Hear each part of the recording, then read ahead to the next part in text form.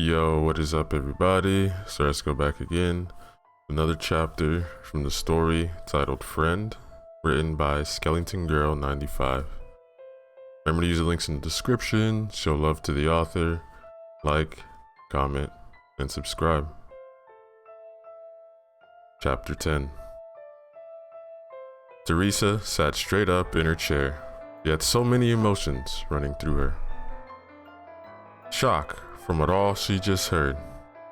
Angry at her mother for doing something so stupid. Betrayal at Nico for never telling her the truth. And hated at herself for all the things she did and said to Nico all those years ago. As Teresa was lost in thought, Nico and their mother started to argue again. "You're seriously blaming me?" Nico hissed at their mother. She just rolled her eyes and let out a small chuckle. "And who else is to blame for my death?" "Oh, I don't know. Maybe yourself?" Their mother glared at Nico again. "You know, Teresa would have done it." This brought Teresa out of her thoughts, and she turned to their mother, fast mouth hanging open in utter shock. She would never say something like that. Teresa quickly looked at Nico to see her reaction. Nico, on the other hand, was silent before standing up and glaring at their mother with more hate than Teresa had ever seen in her eyes. "Look, I've had enough of your stupid games and pity party."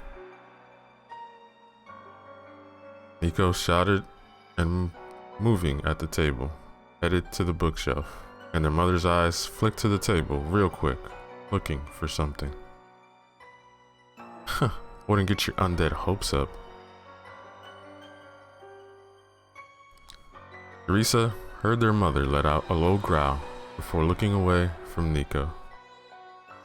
It was quiet for a bit as Nico searched the bookshelf for something Teresa could hear Nico mumble.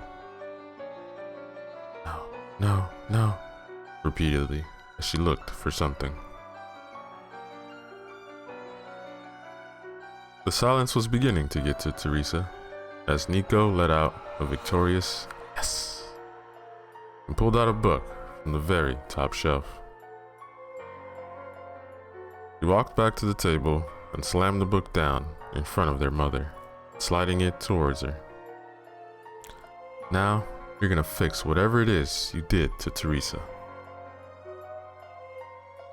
Teresa could hear the demand in Nico's voice as she spoke. From the look their mother had, she heard it too. Nico sat back down in her chair, waiting for their mother to do it. Their mother looked down at the book, and she didn't have to read the cover to know what it was. It was a book on sealing spells and potions. She knew what Nico wanted. A wicked smile formed on her face where she looked back at her two daughters. I don't think I will." Both daughters had a different expression. Teresa's eyes were wide, mouth slightly open from the shock at their mother's behavior. Nico narrowed her eyes and clenched her jaw, of course. She would make this difficult. You mean you can't undo this?" Their mother looked at Teresa, dead in the eyes, and the look she had made chills run up Teresa's spine.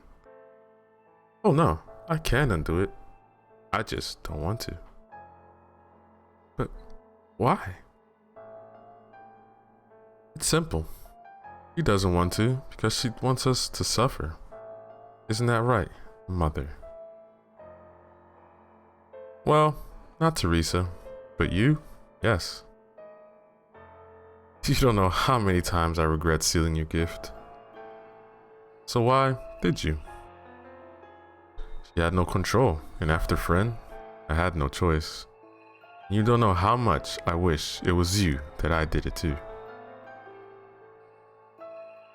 Teresa brought her hands to her mouth, letting out a shocked gasp. She couldn't believe that she would say as she turned to Nico to see if it upset her. But Nico looked unfazed by it. In fact, Nico just crossed her arms and over her chest sat back in her chair. So, you finally admit it, huh? What, does it upset you, Nico? No, not really. I've always known you favored Teresa more. But look, I will give you one last chance to undo it. Never. Okay, fine. I tried. Was all Nico said as she wrapped a glass stone necklace around her hand.